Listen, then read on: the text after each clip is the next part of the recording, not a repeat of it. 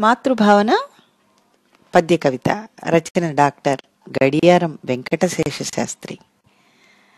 మొదటి దండయాత్రలో కళ్యాణిదుర్గం జయించిన తరువాత అబ్బాజీ సోన్దేవుడు ఆ రాణివాస స్త్రీలను బందీలుగా తెచ్చి శివాజీ చక్రవర్తి ముందు హాజరుపరుస్తాడు. శివాజీకి చాలా కోపం వస్తుంది. పరస్త్రీలు తల్లులతో సమానమని చెప్పి ఆమెకు అగౌరవం కలిగించినందుకు చింతిస్తూ ఇలా చేయడం తగదని హితవు పలికిన సందర్భంలోనిది పాఠ్యాంశం.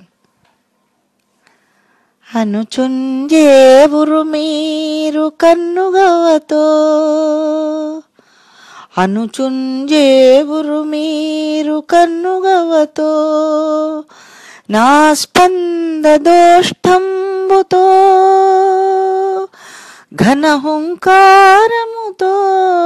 నటద్భృకుటితో గర్జిల్లునా భోన్సలేసుని జూడన్ బుయిలోడెగొల్వు శివుడీసున్ గుర్తు కన్మింగి, శివుడీసున్ గుర్తు కన్మృంగి బోరన నవ్వారల బంధమోడ్చిగొని తేరన్ బెంచె సోందేవునిన్.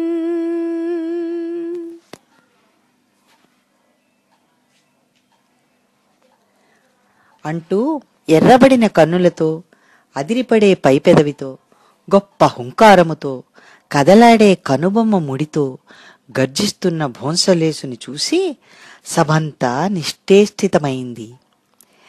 శివాజీ తన కోపాన్నంతా దిగమింగి వెళ్లి వారి బంధనాలు తొలగించి ఇక్కడకు తీసుకురండి అని సోందేవుని పంపించాడు.